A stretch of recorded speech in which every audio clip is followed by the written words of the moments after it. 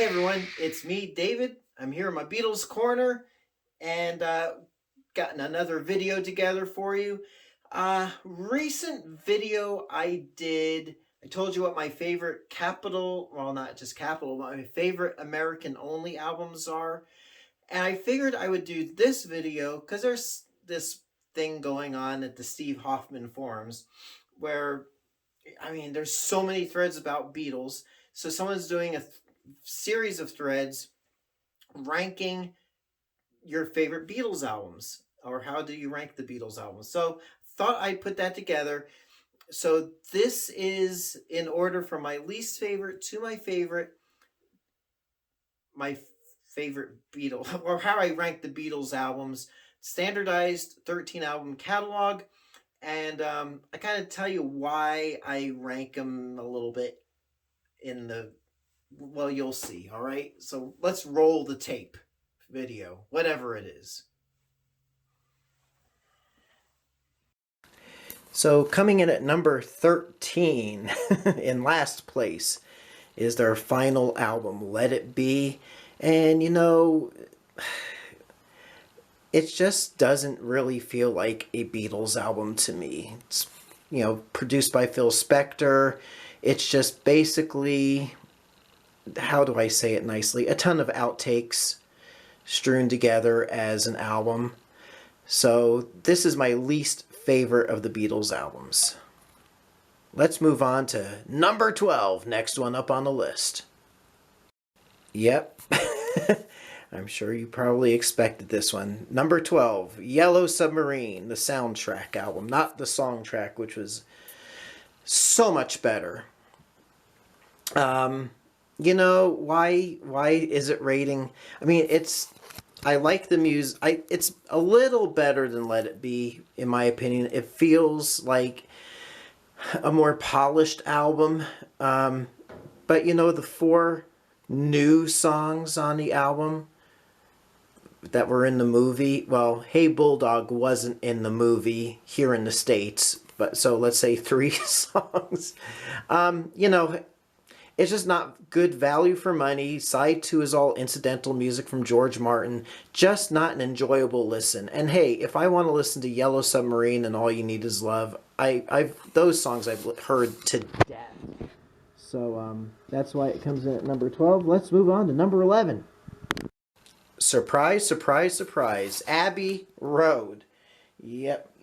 To me, to be honest, I prefer the earlier Beatles stuff. They sounded like a very tight band. They were a unit.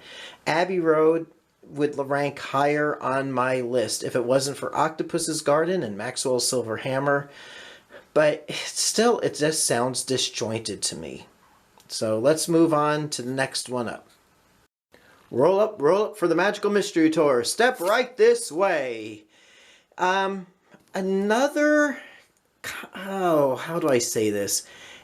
It's just a slap together album. I mean, Capitol Records did this music justice by releasing this album, and in this format, it is a really good album. The music is decent, but you know, it's like kind of like the outtakes from Sgt. Pepper to me. So there's classics on here, there's duds.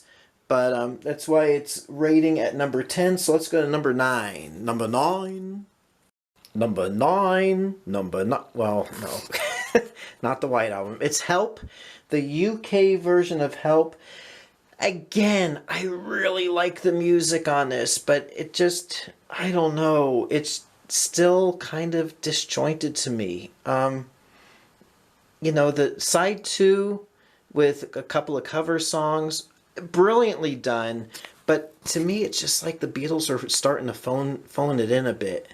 Well, actually, they were phoning it in, I think, with Beatles For Sale, but anyway, but it is a good landmark album. It's just not one that I go to listen to all that often. So let's head up to number 8.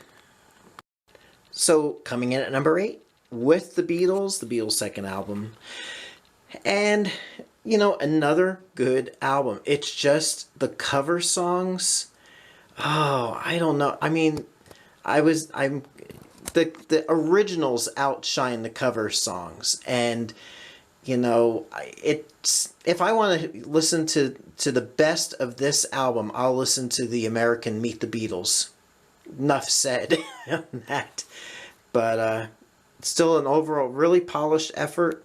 So let's head on up to number 7. Please Please Me is my 7th pick, and I really enjoy this album. My big, I guess why it doesn't rank higher, because it's an almost perfect Beatles album for me, but I've got several copies of Introducing the Beatles and the early Beatles, and I mean, all this music appears on different albums that I have, so it's kind of one of those albums that I've got to be in a really good mood for. But it is, I mean, this is a landmark album. What was it, recorded in 11 or 12 hours in one big, long, one-day session. You can't get any more Beatle-y, raw Beatles than this. So it comes in, like I said, number 7. All right, coming in at number 6 is the White Album.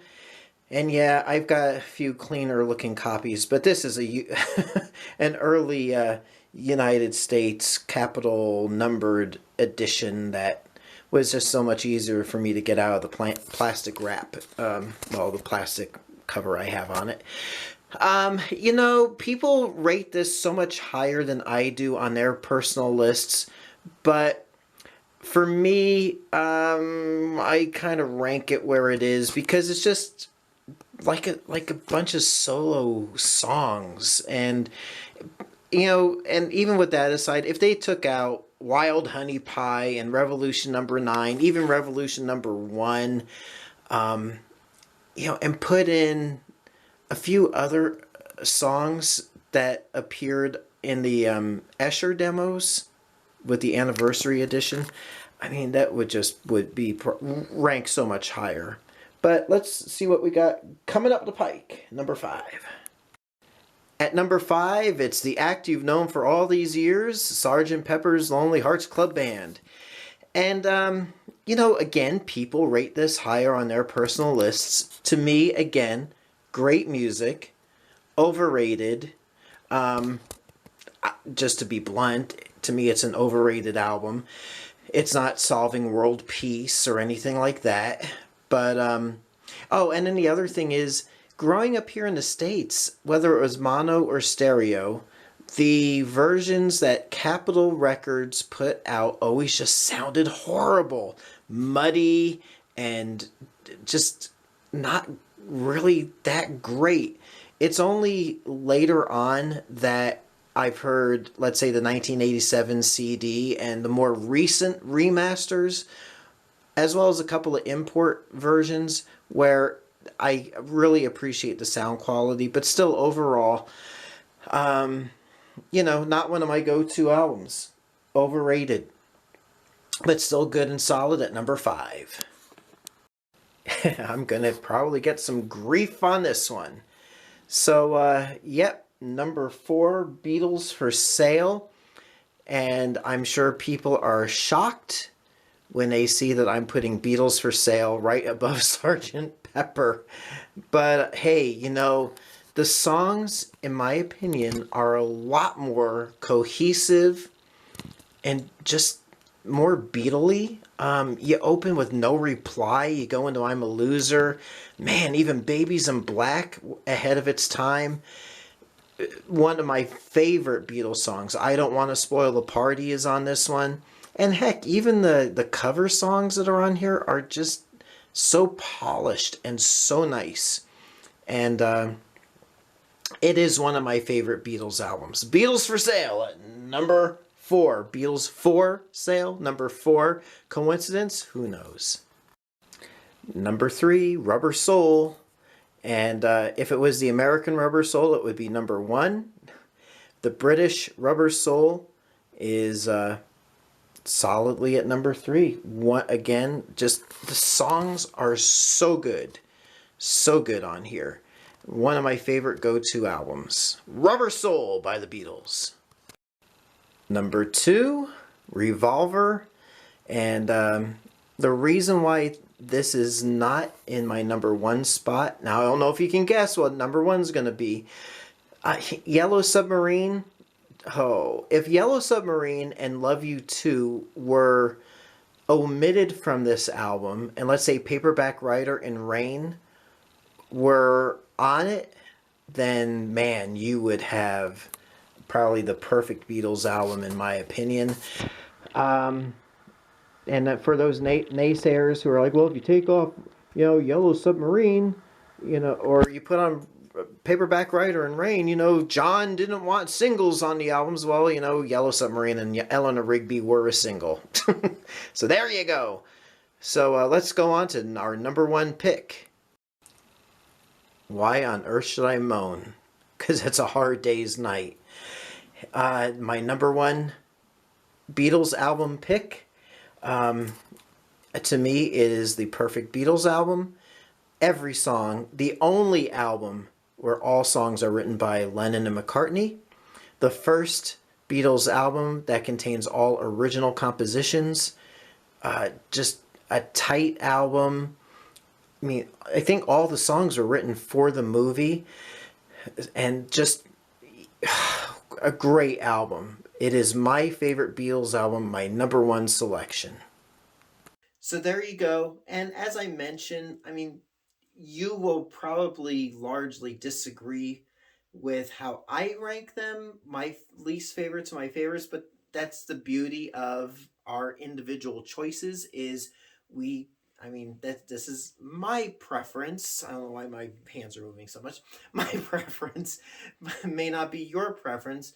So if you agree, disagree, whatevs, leave it in the comments below. And there you go. Let's just have some fun with it. All right. All right. So until next time, it's David, Jersey Boy Music. If you are looking for vintage vinyl record albums, please check out jerseyboymusic.net. And I'm always adding stuff. Things are a little lean right now, but we're getting into adding things. So until next time, I'll catch you on the flip side. Thanks so much for watching.